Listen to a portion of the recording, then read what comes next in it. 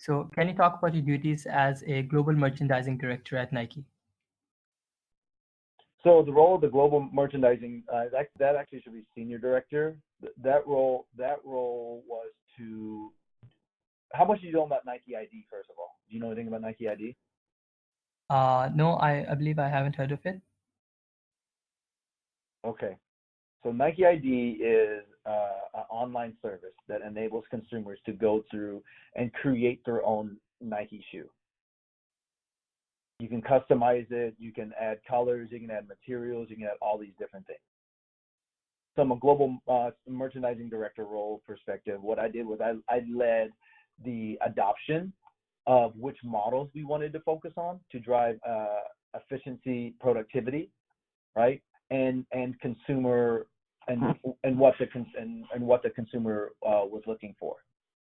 In addition to driving which models that were adopted, I also worked back with our product creation team in order to provide the right materials and colors and collaborations. Third part of it is work with my brand team in order to celebrate and communicate this to the consumer.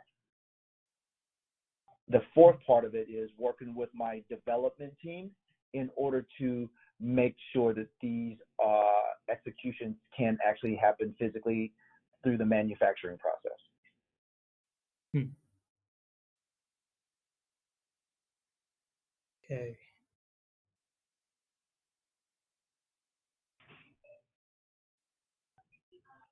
So, first of all, you talked about the adoption of models based on their efficiency and productivity, based on what the customers required, right? What the customers requesting, yes. Yeah. Okay. So, can you talk about the process of this stage of the process? Well, I mean, you have to create what is called a line plan, and the line plan has to consist of multiple price points to meet multiple consumer expectations, multiple sports, whether they're running, basketball, soccer, lifestyle. You have to figure out what's the catalyst for your business growth, and also what is the driver of your overall business. Then you have to figure out what is the right product mix in order to achieve not only sales growth but also profitability growth. And then the third component is also awareness with the consumer. Okay. And what did Then you do to? once you have all of that, you have to work back with all of your geographical partners. Meaning, while I was global, you work with your North America, your EMEA, APLA, as well as your China counterparts, Asia Pacific, Okay. to drive adoption, as well as to make sure that you're satisfying the needs of a very complex global marketplace. Okay. And what did you do to reach out to consumers and get their feedback to base this adoption of models on? We have focus groups. We would take we would fly to different cities, whether if it's Los Angeles, Paris, so basically key global cities, and make sure that we held focus groups. Also shopped with them, make sure that we fully understood what their needs were from a brand like Nike. Okay. And while collaborating with all of these geographical partners, did you face any issues with coordination? I mean, besides logistics and operations, I Yeah. mean, no, that's really it. It's really managing competing priorities. Because you're traveling doesn't mean your work on campus stops. So you got to make sure that you're prioritizing what your to-do list is versus how do you optimize your time while engaging with the consumer. I see. Okay.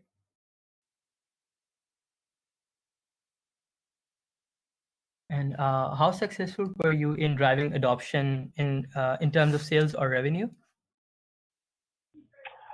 Let me ask you this. I have all of this information. Like, I can provide it to you at a later time. I have it all. I took a lot of it out because I didn't want to overshare. My concern was because we are a publicly traded company, having too much on my resume. Is that something I should be concerned about or not?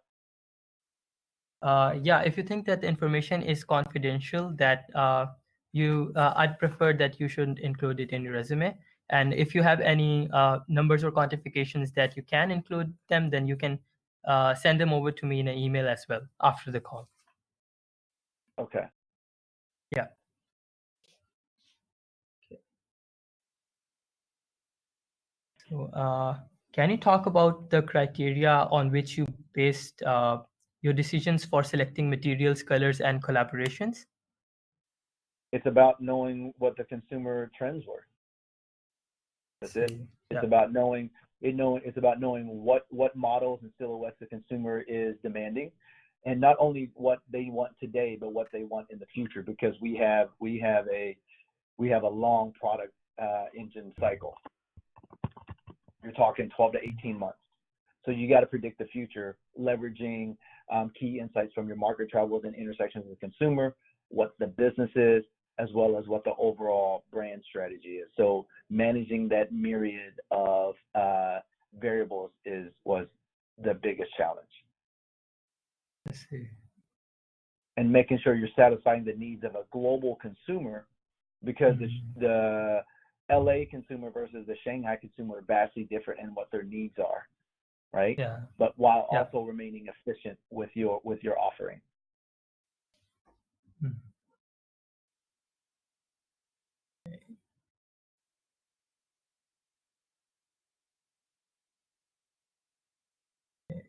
And how did you communicate these offerings to the consumer? I mean, it's a website. See. You mentioned that you worked with use the same blogs, same publications, that type of stuff. But all your store is a in-store experience. I'm sorry, non-in-store experience, meaning it's all web-based. Now, what we did do is collaborated with some key retailers to create some physical products so the consumer can see what they look like, and then force them to go online in order to create products for themselves. So we did this whole online to offline treatment. Okay.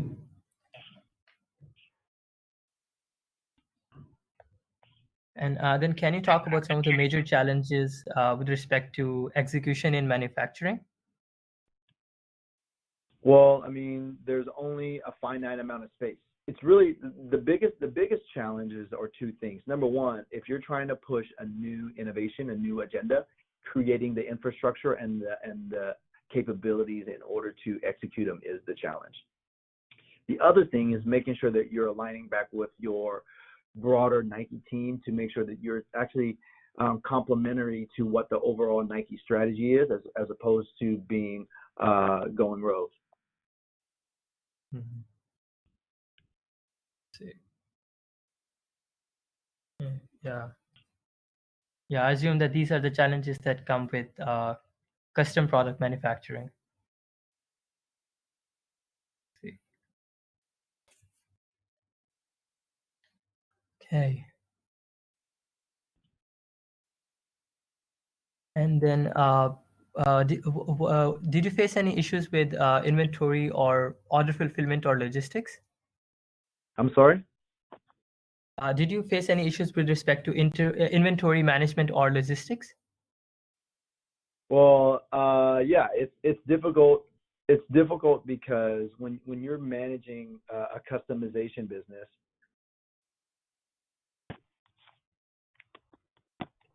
you're not only managing the inventory of physical product, as in like completed shoes. You're managing componentry, meaning if on one shoe I might offer a blue swoosh, a red swoosh, a green, yellow, purple, sparkle, gold. So you're managing the inventory of all the components of the shoe. So it becomes very complex when you start to take a look at a line plan of 30 to 40 shoes, and with many customization options.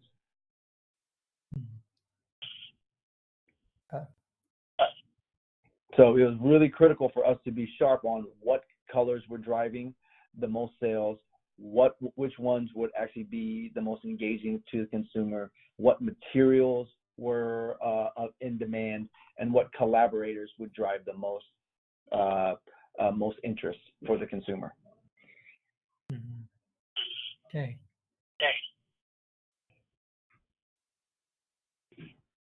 And then, did you take any initiatives here to improve your staff's performance or career growth? I'm sorry? Did you take any initiatives here to promote your staff's professional development? Promote the what in professional development? Your employees' professional development? I think Like you I implement the same strategy. I implement the same strategies. It's about engaging, empowering, and enabling. It's about having a consistent touch basis, building relationships with them in order to fully understand what their directions, not only career-wise but in life, are, so that I can help mentor and guide and connect them with people, other individuals as well. Okay. And would you like to add anything else to this experience? I mean, that's the question for you. Do you feel like it has enough substance in it right now to add, to move on? Yeah, I believe I have plenty of information regarding this experience as well. But if you feel like you have missed a major accomplishment, then you can mention that as well. Well, I created an entire new merchandising infrastructure within the team. I optimized by adding a stock to sales plan to help drive decisions. I also implemented a weekly staff so that all teams that were involved in the orchestration of this product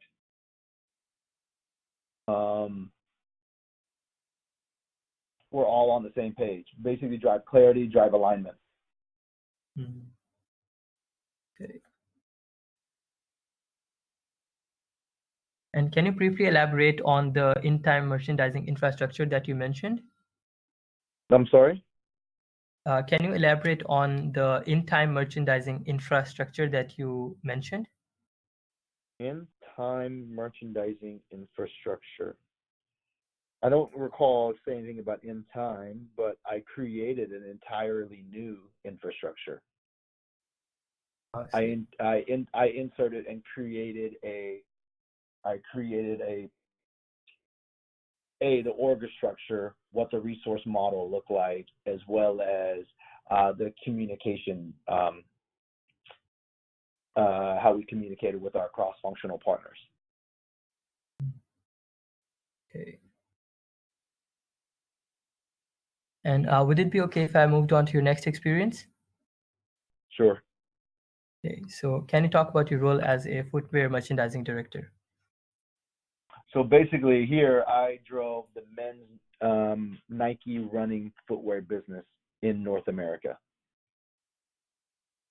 I developed the strategy, the go-to-market strategy for the products across multiple channels, whether it's Athletic Specialty or the mall, all the way to downstream partners like Kohl's, as well as with our energy drivers in energy boutiques.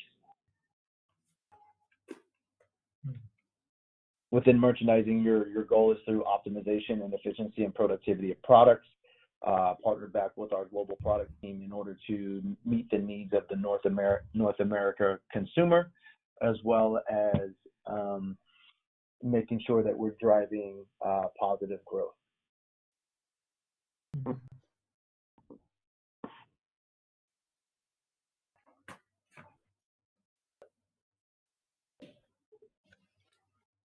Okay.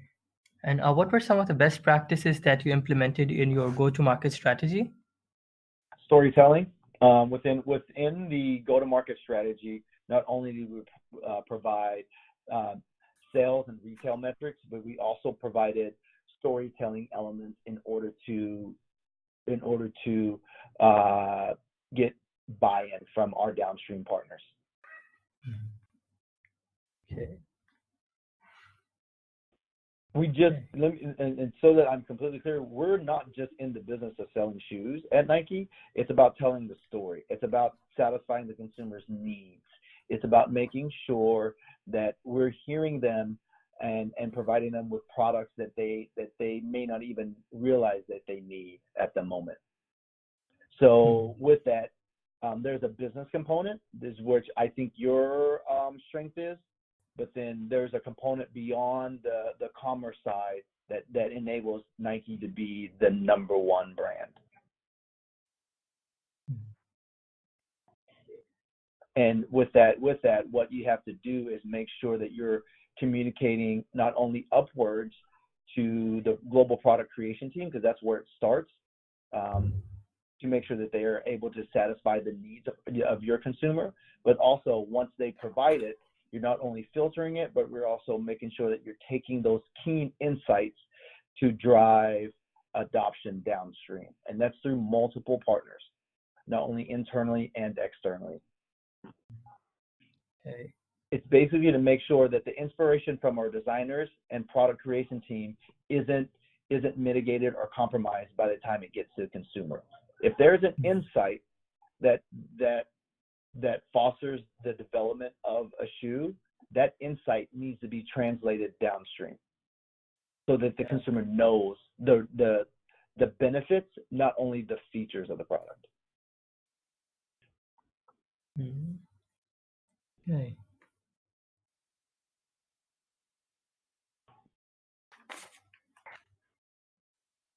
Okay. And you mentioned that you implemented this go-to-market strategy across multiple customer channels. So did you identify any new or untapped customer channels here? Did you read the resume? Yeah, I did. And what would you think would be that new channel? It says that you pioneered a boutique engagement strategy. Correct. Okay. So basically, looking at our channels of business, I saw that we had a gap in terms of how do we create energy or excitement through storytelling with the North American marketplace. We were driving solid business results in the mall. We're driving solid business results in our mass market retailers, even online. But there was a gap in terms of communicating those key stories that I mentioned before, and that was the boutiques. They're the ones that drive the energy. They're the ones that drive the energy for the more general consumer to participate.